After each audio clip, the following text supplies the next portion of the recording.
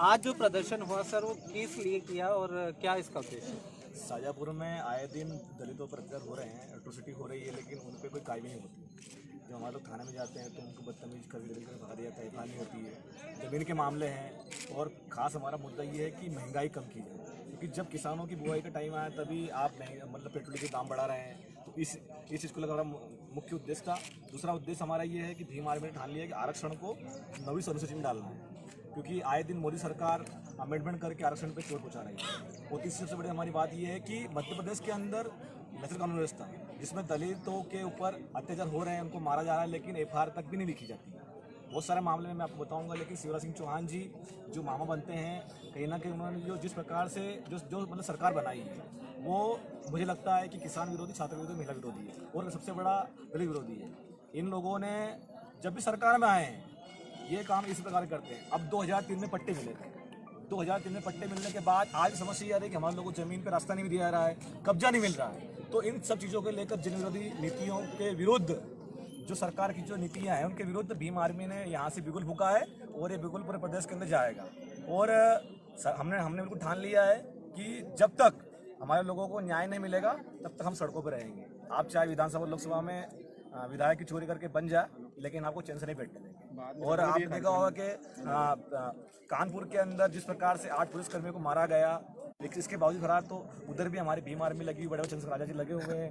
तो पूरे देश के अंदर जहाँ पर भी एट्रोसिटी होती है वहाँ पर अपना कर्तव्य दायित्व समझ के भीम आर्मी आँख से आँख मिलाकर प्रशासन से लड़ेगी और ये हमारा संकल्प कर रहे हैं। जय भीम।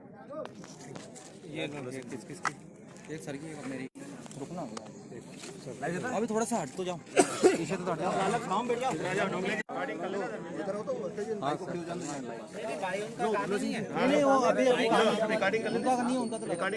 वो तो अपन ने उनकी समस्या रखी। सर भैया जरा सा थोड़ा हट, थोड़ा इधर हो, थोड़ा सा हट जाना, अभी वो नहीं करेंगे सर। अच्छा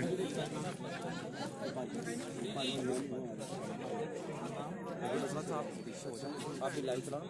अरे लाइव ये भी न्यूज़ में जाएगा। हाँ हो गया।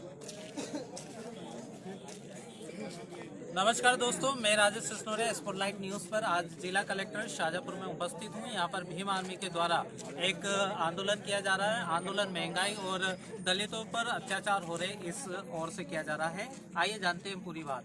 हमारे साथ है प्रदेश उपाध्यक्ष दुले सिंह जी भीम आर्मी से। सर बताएं कैसा क्या आंदोलन रहा और क्यों किया आपने, क्या उद्देश्य था? समस्त मीडिया बंधुओं को मैं धन्यवाद देता हूँ। आपको तो पता है कि आपसे कोई चीज़ छिपी नहीं है, ये सरकार भी खरीदी हुई सरकार है, लेकिन आए दिन दलितों के ऊपर अत्याचार, अन्याय चरम सीमा पर है। दलितों पे अत्याचार हो रहा मात्र तो ठीक है, लेकिन ये सरकार किसान विरोधी भी हो गई।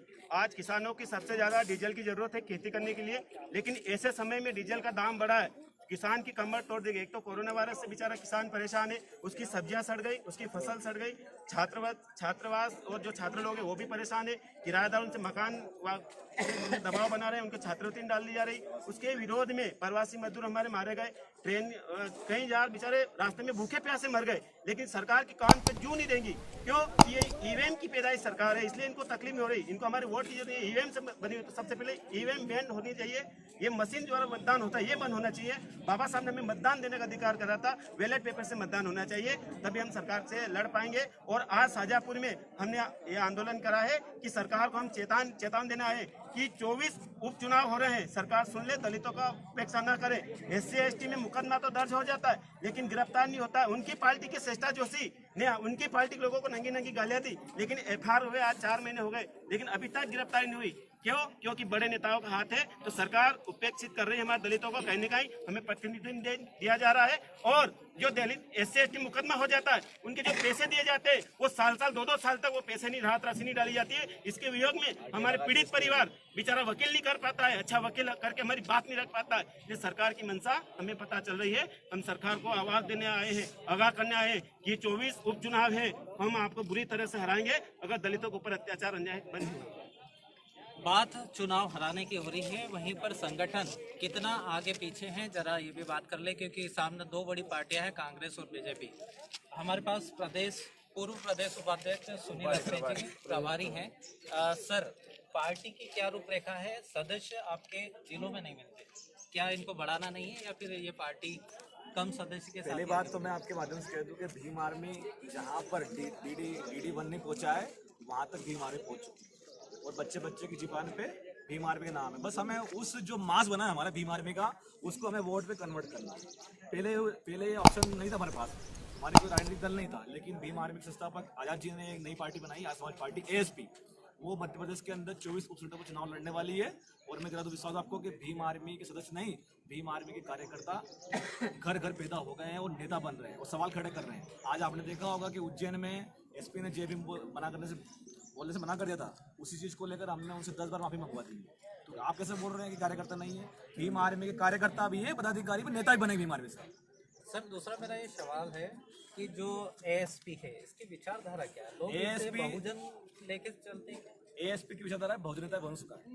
जो गौतम बुद्ध का नारा था कि दुनिया में इस धरती पर जितने भी प्राणी हैं, मनुष्य, जानवर, पशु पक्षी, सबका हित है, बहुजनता वंश का है। उसी उद्देश्य पर काम करेगी हमारी पार्टी का मुख्य एजेंडा है कि जिन लोगों को, चाहे वो किसी भी कास्ट का हो, जिन लोगों पर अन्याय हुआ, एट्रोसिटी हुई, जिनके अधिकार छीने जा रहे हैं, उनके लिए हम लोग लड़ेंगे और उनके लिए आवाज बुलंद करेंगे, चाहे वो सवर्ण हो, चाहे वो दलित हो, चाहे आदिवासी हो, चाहे सर मैं ओबीसी हो। आपकी बात करना चाहूँगा, जैसे आप विचारधारा बता रहे थे तो BSP की फिर आपकी पार्टी में अलग क्या?